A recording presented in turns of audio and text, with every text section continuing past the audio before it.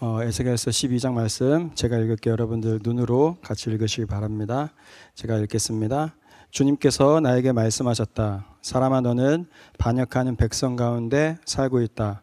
그들은 볼 눈이 있어도 보려고 하지 않고 들을 귀가 있어도 들으려고 하지 않는다. 그들은 반역하는 족속이기 때문이다. 그러므로 너 사람아, 그들이 보는 앞에서 포로로 끌려가는 것처럼 대낮에 짐을 싸가지고 길을 떠나거라. 그들이 보는 앞에서 포로로 끌려가는 것처럼 네가 살고 있는 그곳에서 다른 곳으로 떠나가거라. 그들이 반역하는 백성이기는 하지만 혹시 그것을 보고서 깨달을 수도 있을 것이다. 또 너는 그들이 보는 앞에서 내 짐은 포로로 끌려가는 사람의 짐처럼 대낮에 내다 놓고 너는 저녁 때에 그들이 보는 앞에서 포로로 끌려가듯 나가거라. 너는 그들이 보는 앞에서 성벽에 구멍을 뚫고 내 짐을 그 곳으로 내다 놓아라. 너는 그들이 보는 앞에서 어깨에 짐을 메고 어두울 때에 나가거라. 너는 얼굴을 가리고 다시는 더 그 땅을 보지 말아라. 내가 너를 이스라엘 백성에게 주는 징조로 삼았기 때문이다. 그래서 나는 명을 받은 그대로 하였다. 내 짐을 포로로 끌려가는 사람의 짐처럼 대낮에 내다 놓았다. 그리고 저녁 때에 손으로 성벽에 구멍을 뚫고 어두울 때에 나가서 그들이 보는 앞에서 어깨에 짐을 메었다. 이튿날 아침에 주님께서 나에게 말씀하셨다. 사람아, 저 반역하는 족속 이스라엘 족속이 네가 지금 무슨 일을 하고 있느냐 하고 너에게 묻지 않았느냐. 너는 그들에게 이르기를 주 하나님께서 이렇게 말씀하신다. 이 짐은 예루살렘에서 다스리는 왕과 그 도성 가운데 사는 이스라엘 족속 전체에 대한 징조다 하여라. 너는 또 그들에게 네가 그들의 징조라고 네가 하는 것과 똑같은 일을 그들이 하게 될 것이라고, 그들이 추방되어 이렇게 짐을 메고 포로로 끌려갈 것이라고, 왕도 그들과 함께 어깨에 짐을 메고 어두울 때에 성 밖으로 나아가게 될 것이라고, 사람들이 성벽에 구멍을 뚫고 짐을 내다 놓을 것이며 왕은 눈으로 그 땅을 안 보려고 얼굴을 가릴 것이라고 말하여라. 내가 그물을 쳐서 왕을 망으로 올가 그를 바벨로니아 백성의 땅 바벨론으로 끌어가겠다. 그러나 그는 거기에서 그 땅도 못 보고 죽을 것이다. 내가 왕의 경호원과 경호부대를 다 사방으로 흩어버리고 뒤에서 내가 칼을 빼어 들고 쫓아가겠다. 내가 그들을 이방 사람들 가운데로 흩어지게 하며 모든 나라 가운데로 쫓아버릴 그때에야 그들이 비로소 내가 주인인 줄을 알게 될 것이다. 그러나 나는 그들 가운데서 몇 사람을 남겨서 전쟁과 굶주림과 전염병으로 죽지 않게 하고 그들이 이르는 이방 사람들 가운데서 자기들이 전에 저지른 역겨운 일을 모두 자백하게 할 것이다. 그때야 비로소 그들이 내가 주인 줄 알 것이다. 주님께서 나에게 말씀하셨다. 사람아, 너는 떨면서 네 음식을 먹고 두려움과 근심에 쌓여 물을 마셔라. 그리고 너는 이 땅 백성에게 말하여라. 나 주 하나님이 예루살렘과 이스라엘 땅의 주민이 당하게 될 일을 말한다. 그들이 근심에 쌓여 음식을 먹고 놀라움에 쌓여 물을 마실 것이다. 이 땅의 모든 주민이 저지른 폭행 때문에 이 땅의 풍요가 다 사라지고 황폐하게 될 것이기 때문이다. 사람들이 거주하던 성읍도 적막해지고 땅은 황무지가 되어버릴 것이다. 그때야 비로소 그들이 내가 주인 줄 알 것이다. 주님께서 나에게 말씀하셨다. 사람아, 이스라엘 땅에서 너에게 말하는 세월이 이만큼 흐르는 동안 환상으로 본 것치고 그대로 이루어진 것이 있더냐 하는 속담이 어찌된 일이냐. 그러므로 너는 그들에게 말하여라. 나 주 하나님이 말한다. 내가 이 속담을 그치게 할 것이니 이스라엘에서 다시는 이 속담을 말하지 못할 것이다 하여라. 오히려 너는 그들에게 일러라. 환상으로 본 것이 이루어질 그 날이 가까이 왔다. 이스라엘 족속 가운데서 다시는 헛된 환상이나 아첨하는 점괘가 없을 것이다. 나는 주다. 내가 말하는 그 말은 무엇이든지 그대로 이루어지고 더 이상 지체하지 않을 것이다.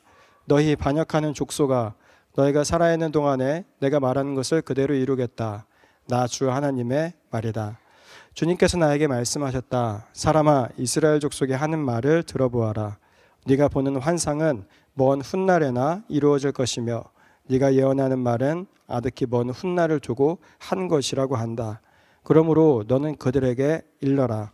주 하나님이 말한다. 나의 모든 말은 더 지체하지 않는다. 내가 한 번 말한 것은 이루어지고 만다. 나 주 하나님의 말이다. 아멘. 자, 우리 옆 사람이랑 인사합시다. 안녕하세요. 잘 지내셨습니까?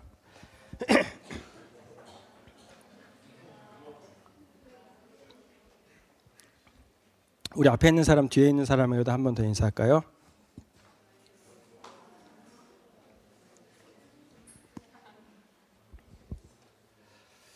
여러분 레미제라블 본 적 있죠? 여러분들은 다 그런 똑똑한 사람들이니까 레미제라블 보면 참 슬퍼요, 그렇죠?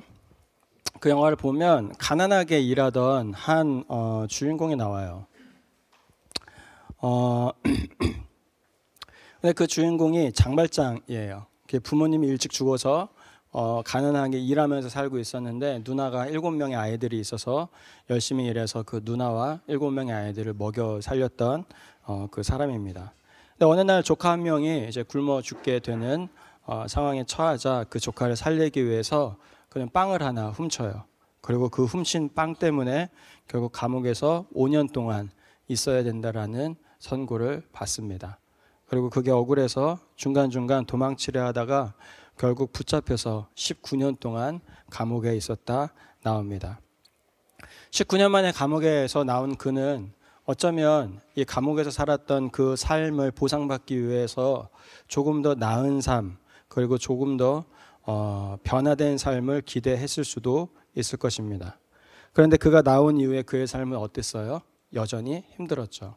감옥에 갔다 왔다라는 이유 하나 때문에 아무도 그를 고용해 주지 않았고 그의 삶은 여전히 고난과 어려움 가운데 빠져 있었습니다. 오늘 우리가 읽은, 그리고 지금 우리가 읽고 있는 이 에스겔서에 나오는 남쪽 나라 유다 사람들의 상황도 비슷해요. 물론 남쪽 나라 유다 사람들은 억울하지는 않았을 거예요. 왜냐하면 자기들이 잘못한 게 있어서 하나님한테 혼나는 거기 때문에. 하지만 그들은 이미 하나님한테 좀 심하게 혼났어요. 그래서 이미 유다 땅에 있는 많은 나라들이 무너지고 이 유다 땅에 있는 리더들 그리고 엘리트들이 바벨론으로 2번이나 포로로 끌려왔어요. 그래서 10,000명이 넘는 그런 사람들이 바벨론에 살고 있었습니다. 어떻게 보면 우리가 생각할 때는 이 정도쯤 됐으면 하나님한테 혼날 만큼 혼난 거 아닌가라고 생각이 들 정도로 그들의 삶은 비참했고 그들의 삶은 고생스러웠어요. 그러다 보니까 그들에게는 작은 소망이 하나 있었어요. 그게 어떤 거냐면 언젠가는 하나님이 우리를 예루살렘으로 돌려보내 주겠지. 아직 예루살렘 성이 무너지지 않았기 때문에, 아직 예루살렘 성전이 무너지지 않았기 때문에 살아계신 하나님은 내가 집에 돌아갈 수 있도록 해주실 거야. 오늘만 조금 참아보자. 오늘만 조금 참아보자. 오늘만 조금 참아보자 라고 하면서 5년이 넘는 시간을 버티게 되었을 겁니다.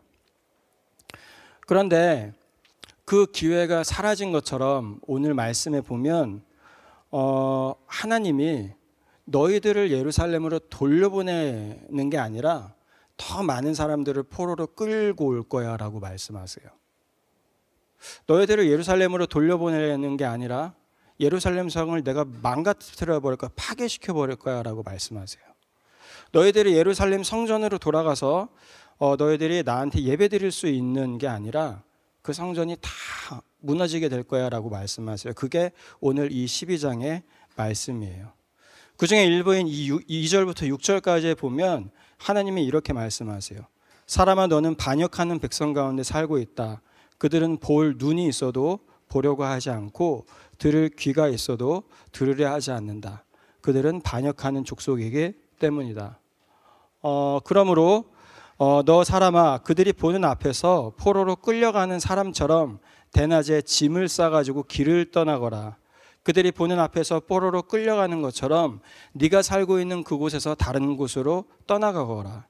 그들이 반역하는 백성이긴 하지만 혹시 그것을 보고서 깨달을 수도 있을 것이다. 또 너는 그들이 보는 앞에서 내 짐은 포로로 끌려가는 사람의 짐처럼 대낮에 내다 놓고 너는 저녁 때에 그들이 보는 앞에서 포로로 끌려가듯 나가거라. 너는 그들이 보는 앞에서 성벽에 구멍을 뚫고 네 짐을 그곳으로 내다 놓아라. 너는 그들이 보는 앞에서 어깨에 짐을 메고 어두울 때에 나가거라.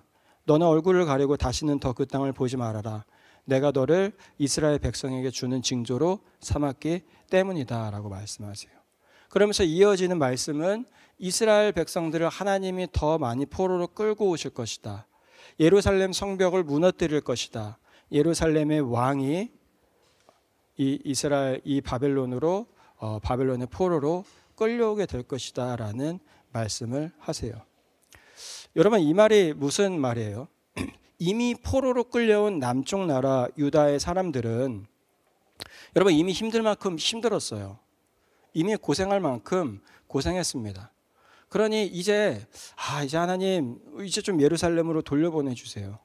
이제 하나님 이 정도면 하나님이 혼날 만큼 혼내셨으니까 하나님 이제는 내 기도 좀 들어주셔서 회복시켜 주세요 라는 마음을 가지고 있었을 텐데 지금 하나님이 뭐 하시는 거예요? 그 마음을 싹 다 무너뜨리시는 거예요.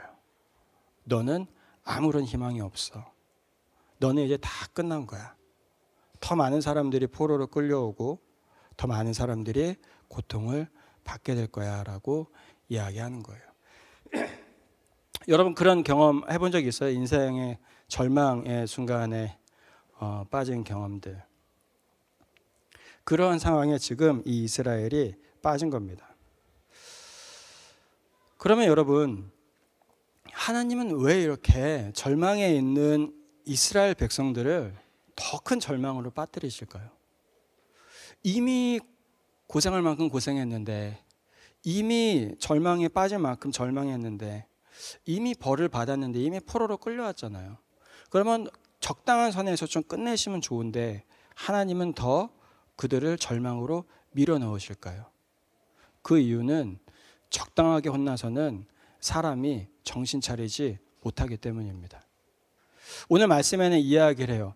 이미 포로로 끌려온 이스라엘 백성들을 두 가지로 묘사하는데 첫 번째는 그들이 하나님의 말씀을 여전히 듣지 않는다라고 이야기해요. 여러분 2절에서 뭐라고 합니까? 사람아 너는 반역하는 백성 가운데 살고 있다라고 이야기해요. 이미 포로로 끌려왔으면 회개하고 하나님께 돌아가야 되는데 여전히 하나님께 반역하고 있다라는 거예요. 그러면서 말씀은 그들은 볼 눈이 있어도 보려고 하지 않고 들을 귀가 있어도 들으려고 하지 않는다. 그들은 반역하는 족속이기 때문이다라고 이야기합니다. 그들은 반역하는 사람들이기 때문에 적당히 절망에 빠졌을 때 내가 그것으로부터 구해주고 싶지만 적당히 절망에 빠졌음에도 불구하고 그 사람들은 뭐 한다는 거예요? 계속적으로 듣지 않는다라는 거예요. 이어서 나오는 말씀들을 보면 두 번째로 듣지 않을 뿐만 아니라 믿지 않는다라고 이야기해요. 믿지 않는다라고. 21절부터 23절에 보면 이 포로들 사이에서 떠도는 이 속담, 포로들 사이에서 도는 말을 하는 하나님이 말씀하시는데 그게 어떤 거냐면 이런 거예요.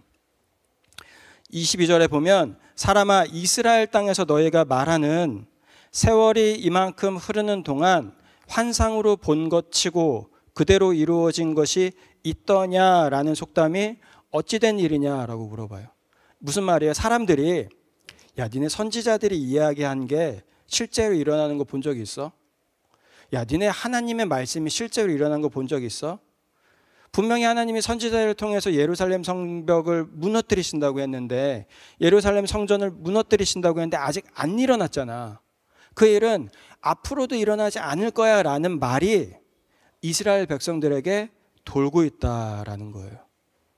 여러분 하나님은 하나님이 예루살렘 성을 파괴하고 성전을 파괴하신다라고 하셨는데 그것을 조금이나마 뒤로 미루신 이유는 이스라엘 백성들, 남유다 백성들에게 회개할 수 있는 기회를 주시기 위해서였어요.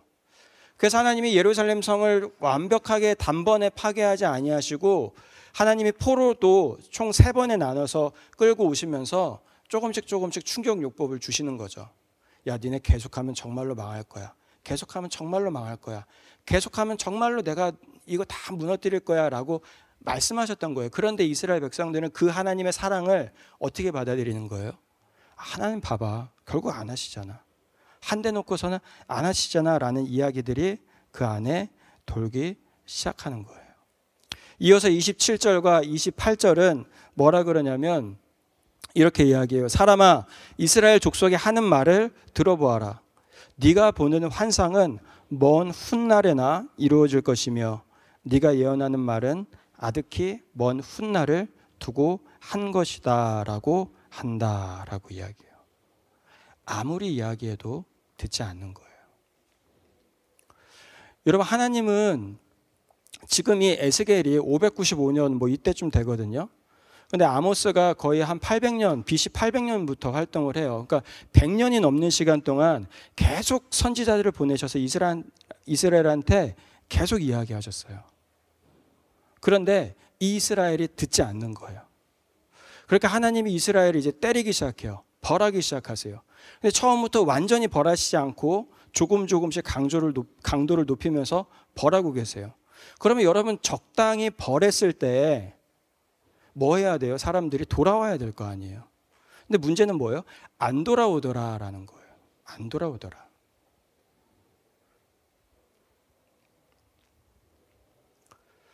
그러니 하나님이 하실 수 있는 선택이 뭡니까, 여러분? 절망을 더 큰 절망으로 만드시는 거예요.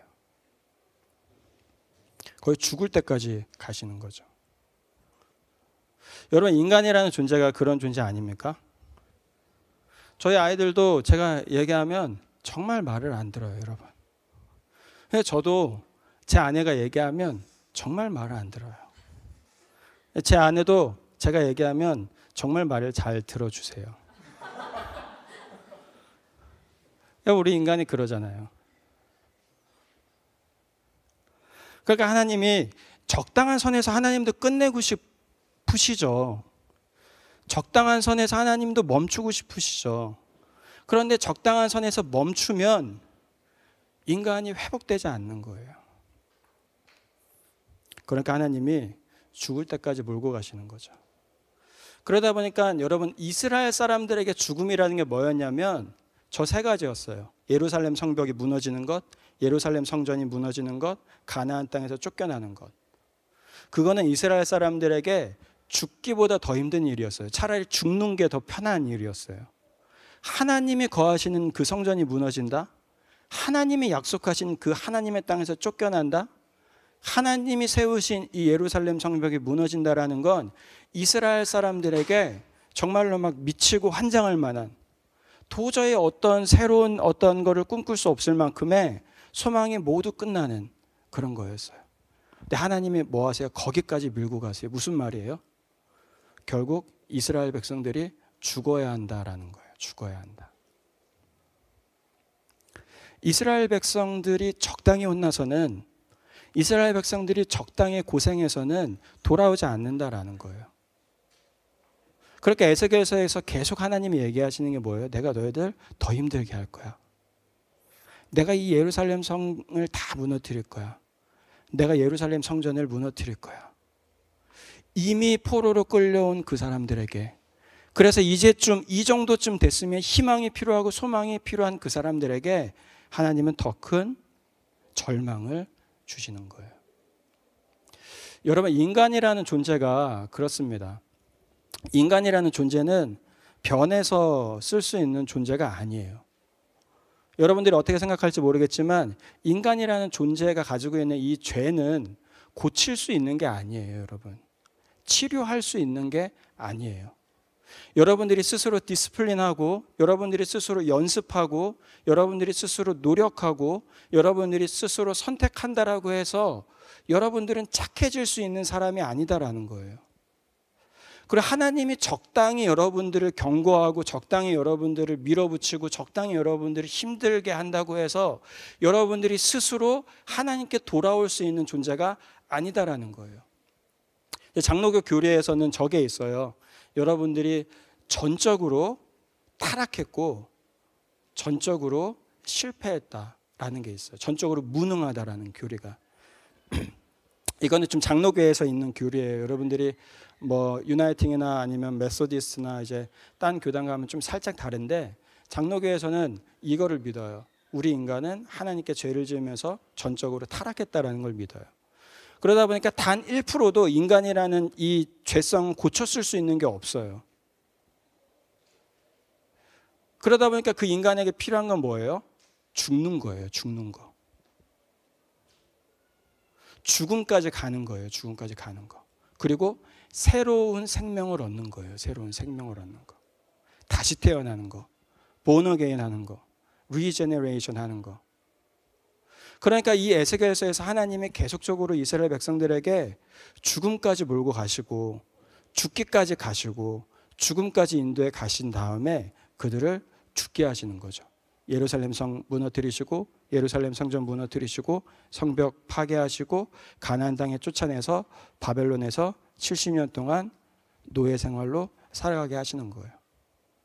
그러면 그렇게 죽으면 무슨 일이 일어나는지 15절, 16절, 20절에서 이야기해요. 15절에서 이렇게 이야기합니다.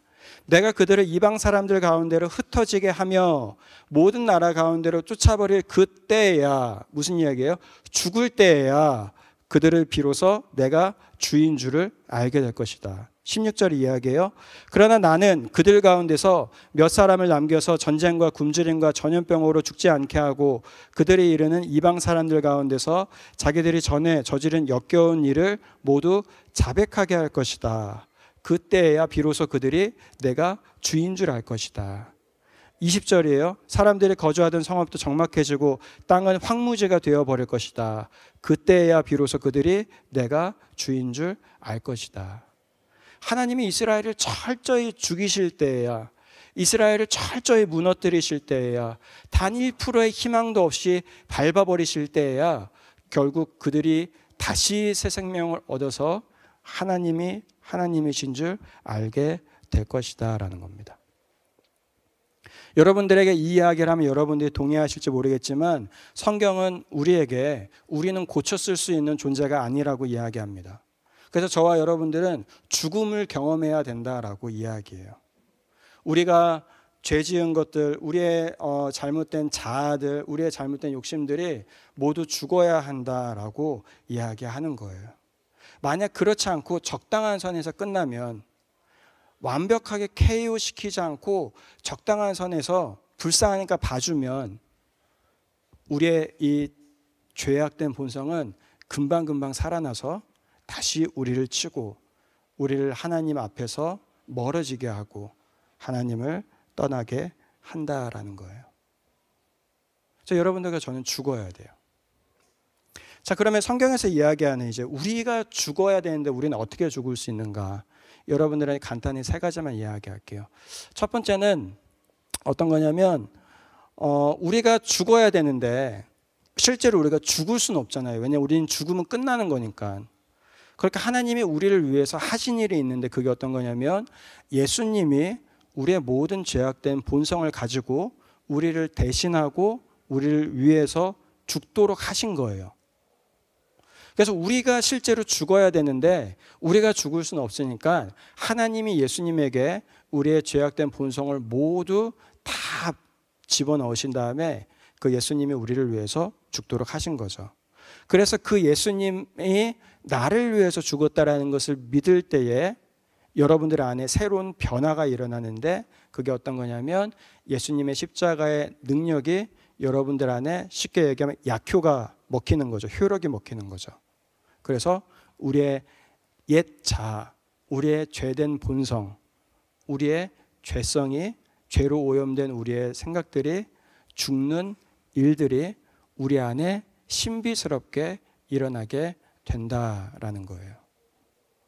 여러분들은 여러분들의 죄의 문제를 끊어버릴 수 없는데 여러분들은 여러분들의 죄의 문제를 해결할 수 없는데 예수님이 그것을 위해서 죽으셨다라는 것을 믿을 때에 하나님이 신비스럽게 그 죽으심을 여러분들 안에 적용하셔서 여러분들의 죄성을 죽도록 하신다라는 겁니다. 그렇게 여러분들이 가지고 있는 죄의 문제를 해결할 수 있는 유일한 방법은 죽어야 되는데 여러분들이 죽을 수 있는 유일한 방법은 뭐예요? 나를 위해 죽어주신 그 예수님을 믿는 거예요. 그런데 우리 안에는 신비로운 일들이 일어나죠. 어떤 거냐면 여전히 우리의 죄성이 툭툭툭 튀어나오는 거예요. 왜냐하면 아직 우리가 완벽하게 구원받지 못했으니까, 하나님 나라가 완성되지 않았으니까. 물론 뭐 완벽하게 구원받았지만 좀 말이 이상하긴 하지만 어쨌든 그러니까 두 번째로 우리가 해야 되는 게 뭐예요? 매일매일 우리가 십자가 앞에서 내가 죽었습니다라고 인정하는 거예요. 갈라디아서 2장 20절에 보면 사도 바울이 그 고백을 하죠. 예수님이 나를 위해서 십자가에서 죽으신 그 십자가에, 예수님이 나를 대신하여 죽으신 그 십자가에 내가 죽었습니다라는 고백을 해요. 주님, 내가 죽었습니다. 이제 사는 것은 내가 사는 것이 아니라 내 안에 주신 그리스도의 생명이 사는 것입니다. 하나님의 은혜로 내가 살아가는 것입니다. 성령의 인도하심으로 살아가는 것입니다 라는 고백을 매일매일 하는 거예요. 그러다가 여전히 정신 못 차리면 어떻게 해요? 이제 하나님이 우리를 죽음으로 몰고 가시는 거예요. 그게 뭐예요? 절망을 만들어 주시는 거죠. 여러분들에게 충격요법을 주시는 거죠. 내가 이런 사람이었구나 라는 것을 깨달을 수 있는 상황으로 여러분들을 인도해 가시는 거예요. 왜요? 그 절망 가운데서 우리가 하나님을 바라볼 수 있기 때문에. 그러니까 여러분, 저와 여러분들은 죽기 싫어요. 우리들은 막 우리를 변화시켜서 살아가고 싶어 해요. 그런데 하나님은 그러한 변화시켜서 살아갈 수 있는 가능성이 우리에게 없다고 말씀하세요. 그래서 여러분들에게 죽어야 된다라고 얘기하세요. 여러분들이 예수님을 믿음을 통하여서, 여러분들이 매일매일 예수 그리스도의 십자가와 함께 여러분들이 죽었음을 고백함을 통하여서, 그리고 여러분들의 삶 속에서 그 죽음을 인정하고 경험함을 통하여서. 여러분, 우리는 지난번에 우리가 수련회 때 얘기한 것처럼 우리가 원하는 소망과 우리가 원하는 희망은 우리가 편안하게 살아가는 것, 우리가 좋게 살아가는 것, 안정되게 살아가는 거죠. 그러니까 우리는 하나님의 그 길로 인도해 주시길 원해요. 그래서 내가 생각했던 이 길이 아니면 우리는 실망하고 좌절하고 슬퍼해요. 그런데 하나님이 우리를 인도하여 가시려고 하는 그 길은 우리가 죄로부터 죽고 다시 살아나서 하나님과 거룩한 관계를 맺어가는 그 길이에요. 그러니까 하나님은 때때로 우리가 돈이 많아지던 돈이 적어지던, 우리가 성공하던 성공하지 않던, 우리가 잘 살던 잘 살지 않던, 물론 하나님이 어느 정도는 케어하시겠지만 하나님의 가장 중요한 관심은 그게 아니다라는 거예요. 하나님의 가장 중요한 관심은 뭐예요? 하나님과 친밀한 관계 안에 나아가느냐, 그렇지 않느냐. 구원을 받느냐, 그렇지 않느냐. 새로운 삶을 살아가느냐, 그렇지 않느냐잖아요. 그런데 그러한 우리가 죽지 않고, 그러한 우리가 매일매일 정신 못 차리고 살아가면 하나님에게는 우리에게 편안함을 주는 것보다 하나님을 주시는 것이 더 중요하니까 결국 우리를 어디로 밀어넣으시는 거예요? 절망으로 밀어넣으시는 거예요. 더 큰 절망으로, 더 큰 절망으로. 그래서 우리가 하나님을 만나고 우리가 하나님을 찾고 우리가 하나님께 나아갈 수 있도록. 그래서 여러분들이 에스겔서를 묵상하면 한 20 몇 장까지는 제가 지금 잘 기억이 안 나는데, 에스겔서의 앞부분은 계속 하나님이 혼내세요. 계속 절망으로 이끌어가세요. 36장부터인가는 이제 그때부터 이제 이스라엘이 정말 죽거든요. 죽은 다음부터 하나님이 뭐라 그러시냐면 새로운 생명을 주시겠다라고 말씀하세요. Born again. 그래서 여러분들 36장부터 보면 성경에서 이런 이야기를 해요. 24절, 내가 너희를 이방 민족 가운데서 데리고 나오며, 즉 너희들이 죽은 다음에, 너희들이 바벨론의 포로가 된 다음에 24절에서 내가 너희를 그 포로 가운데로부터 데리고 나오며 그 여러 나라에서 너희들을 모아다가, 이제 다 흩어졌던, 다 쫓겨났던 이스라엘 백성들을 가나안 땅에 모아다가 너희의 나라로 데리고 들어가겠다. 25절, 그리고 내가 너희에게 맑은 물을 뿌려서 너희를 정결하게 하며 너희의 온갖 더러움과 너희가 우상들을 섬긴 모든 더러움을 깨끗하게 씻어주며, 26절, 너희에게 새로운 마음을 주고 너희 속에 새로운 영을 넣어주며 너희 몸에서 돌같이 굳은 마음을 없애고 살갗처럼 부드러운 마음을 주며, 27절, 너희 속에 내 영을 두어 너희가 나의 모든 율례대로 행동하게 하겠다. 그러면 너희가 내 모든 규례를 지키고 실천할 것이다 라고 이야기해요. 즉 너희들이 죽고 다시 살아나면 너희들의 죄성이 다 죽고 하나님 앞에서 다시 살아나면 내가 너에게 성령을 주고 능력을 주고 힘을 줘서 네가 의인의 길을 갈 수 있도록 내가 만들어주겠다. 그게 하나님이 여러분들에게 하시고 싶어 하시는 일이에요. 말씀을 정리합시다. 우리의 삶의 목적은 여러분 하나님을 알아가는 거예요. 하나님을 알아가는 것, 하나님을 믿는 것, 구원받는 것. 하나님은 그것을 위해서 여러분들을 인도해 가세요. 그런데 그 길 가운데서 때때로 여러분들의 삶 가운데 절망이 필요하면 하나님은 절망을 허락하세요. 그런데 그 절망 가운데서 돌아오지 않으면 더 큰 절망도 허락하세요. 그리고 더 큰 절망도 허락하세요. 왜요? 우리는 변하지 않기 때문에. 죽을 때까지 몰아가시는 거예요. 죽을 때까지. 그리고 여러분들을 철저하게 죽이신 다음에 하나님은 다시 새로운 영을 부어 넣어 주시고 다시 구원해 주시고 다시 여러분들을 인도해 주세요. 물론 그게 구원의 방법이지만 때때로 우리가 구원받은 사람으로서 그것들을 미스할 때, 그것들을 놓칠 때 하나님은 반복 교육을 하시죠. 그래서 여러분들에게 계속적으로 절망, 때때로 어려움들을 허락하시는 거예요. 그래서 여러분 절망이 찾아올 때, 어려움이 찾아올 때, 절망 속에 더 큰 절망이 찾아올 때는 하나님을 만날 때임을, 하나님을 기억해야 될 때임을 기억하고 그때마다 그 고통스러운 자리이긴 하지만 그 안에서 하나님의 은혜를 기억하고 하나님께 나아갈 수 있는 여러분들이 되길 예수님의 이름으로 축복합니다. 기도합시다. 우리 시간 기도할 때에 우리는 죽어야 됩니다, 여러분. 우리의 죄된 본성은 죽어야 돼요. 자, 아직 여러분들이 예수님 앞에서 내가 죄인입니다 라고 고백하지 않았다라면, 내 죄악된 본성이 죽어야 함을 인정하지 않는다라면, 하지만 이제는 내가 그 죄악된 본성을 예수님의 십자가 앞에서 죽어야 하고, 그리고 내가 예수님의 새로운 은혜로 살아나야 함을 여러분들이 인정한다라면 여러분들이 좀 그것들을 고백하고 그것들을 위해서 기도했으면 좋겠습니다. 또한 이미 여러분들이 그 죽음을 경험했다라면, 그래서 이제 하나님 안에서 새로운 생명으로 살아가는 그런 구원받은 사람들이라면 여러분들이 하나님이 주신 새로운 생명의 뜻을 따라 살아가고 있는지, 성령의 인도하심을 따라 살아가고 있는지, 아니면 여전히 나의 죄악된 본성과 나의 죄악된 마음들을 가지고 살아가고 있는지 여러분들이 조금 돌아보고, 하나님, 나의 죄악된 본성이 이미 죽었음을 고백하고 내가 이제 하나님의 뜻대로 살아갈 수 있도록 도와주시옵소서. 우리 시간 그렇게 우리 자신들을 한번 돌아보면서 함께 기도하겠습니다.